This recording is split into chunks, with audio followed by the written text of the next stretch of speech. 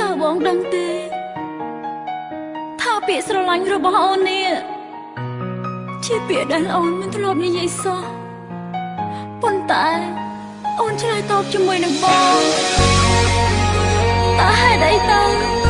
ទើបបងមិនអាចស្នេហ៍ពីអូន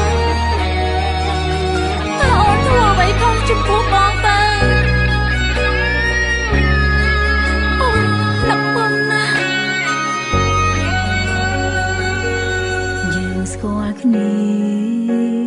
តាមការលេង Facebook ពេលឃើញមុខអេទុកក្នុងបេះដូងបងបានសែនសុំស្គាល់សុំរាប់អានស្រីសែនអភ័យ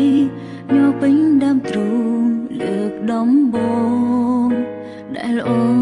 នស្គាល់ស្នេហាអូនឆ្លើយតបស្របពេលបងលួចស្នេហ៍ចិត្តបីខាងមិត្តប្រែជាសង្សារយើងតែងគល់រកគ្នាមិនសូវលួចថ្ងៃសាងនិស័យដើម្បីវាសនាពីងបងសន្យាធ្វើឲ្យអូនសង្ឃឹមថាបានជាគូ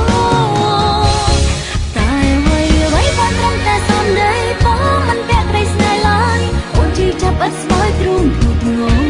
បងចិត្តដាច់ព្រោះបងមិនមានគេតើបងផ្លាស់ប្ដូរចិត្តស្នេហ៍ដូចទៅជារាប់អានគ្នាដូចកម្មបិទមកកាត់បេះដូងអូនហើយមិនឲ្យស្រកហូរឈាមតែដួងចិត្តអូនក្រៀមស្វិតក្រំគ្រា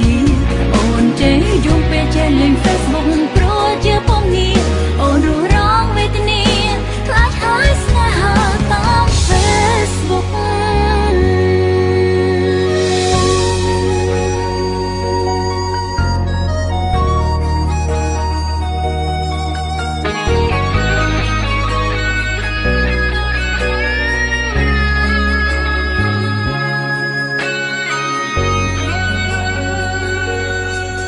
ឆ្លើយតបស្របពេលបងលួចស្នេហ៍